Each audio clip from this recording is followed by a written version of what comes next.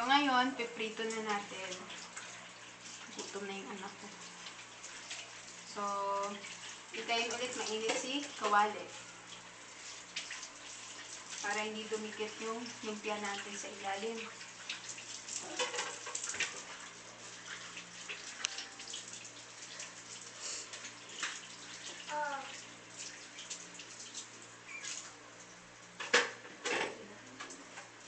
Okay, sabahan natin ng ipita ulit.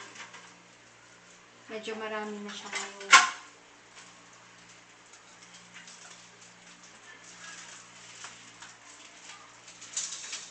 Parang ganito. Ito ginagamit namin pang prito. Or pang ihaw. So, tayo natin uminit.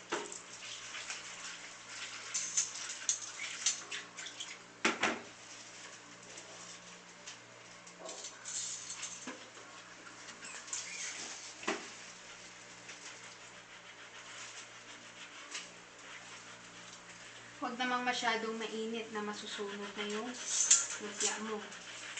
So, ngayon, mainit na siya. Lalagay na natin yung rolls. Yan. Mabagal lang siya. Mahina lang siya. So, yung rolls mo, naku. Yung rolls mo, kanya-kanyang trip yan. Gusto mo mahaba, pwedeng mahaba, pwedeng mataba. So, nasa sayo na yan kung paano mo siya i-wrap.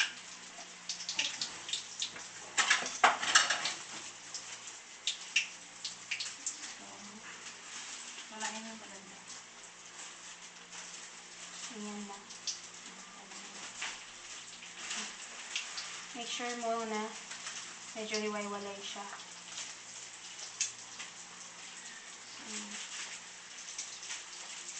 Pag medyo brown na siya, ibig sabihin luto na.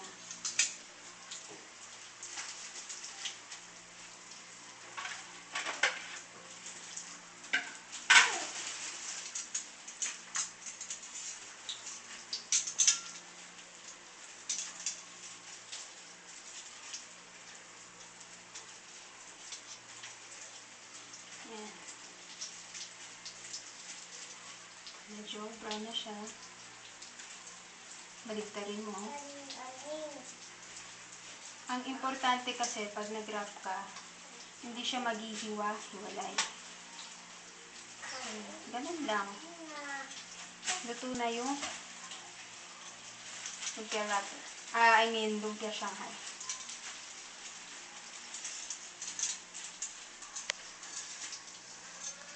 Tama.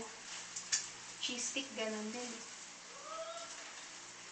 Cheese lang naman lalagyan. Ilapit mo muna doon. Ilapit mo konti. Ilapit mo. Ayan. Yan ang lumpia Shanghai. Yep. Oh. So, ganyan lang. So, pag luto na, lagyan mo na siya dito.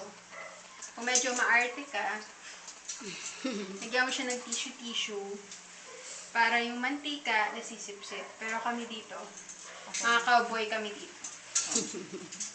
Okay, there. So, yan. Ganyan na siya. Yan na siya. Okay. So, ganun lang. Tapos na.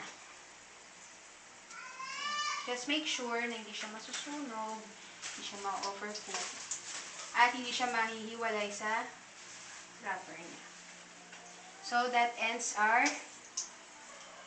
Be a Chef for a Day featuring Lumpia Shanghai. Okay na.